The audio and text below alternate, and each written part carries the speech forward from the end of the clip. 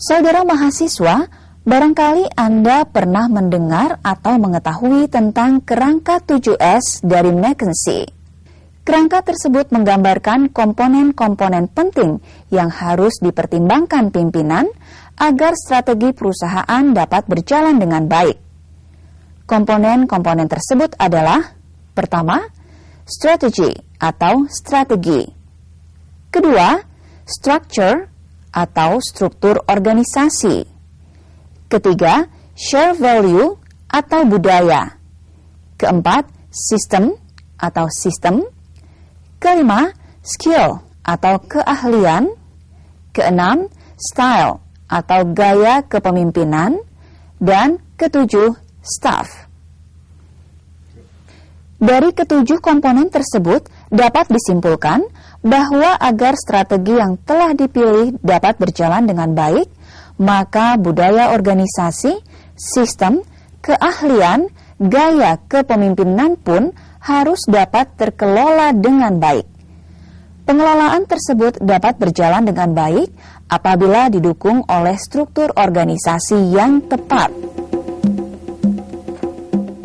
Lalu, apa sesungguhnya struktur organisasi itu? Struktur organisasi adalah cara pengalokasian tugas dan tanggung jawab individu-individu, dan cara individu-individu tersebut dikelompokkan ke dalam bagian-bagian atau divisi-divisi yang terdapat di dalam perusahaan, sehingga mereka dapat membawa rencana strategis bagi perusahaan.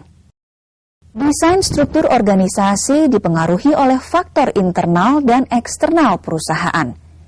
Contoh faktor internal adalah tujuan perusahaan, keuangan, dan gaya kepemimpinan. Sementara faktor eksternal misalnya adalah regulasi industri dan hubungan industri dengan masyarakat setempat.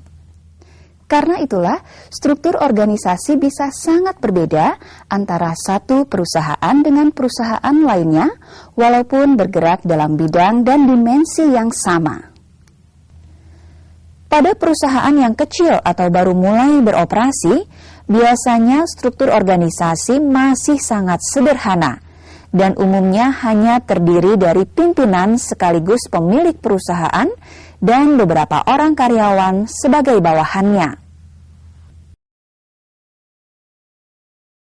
Namun saudara, apabila perusahaan mulai berkembang dan bertambah besar, maka struktur organisasinya pun menjadi semakin kompleks, seperti tampak pada bagan berikut ini.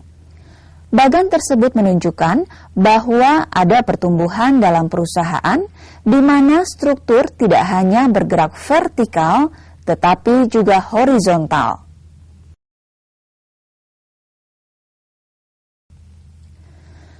Hubungan kerja tidak saja antara pimpinan sekaligus pemilik perusahaan dengan karyawannya secara langsung, tetapi juga melebar hubungannya dengan bidang-bidang lain yang membawahi karyawan tersebut. Sehingga dengan demikian, span of control atau rentang kontrol pimpinan pun menjadi semakin luas.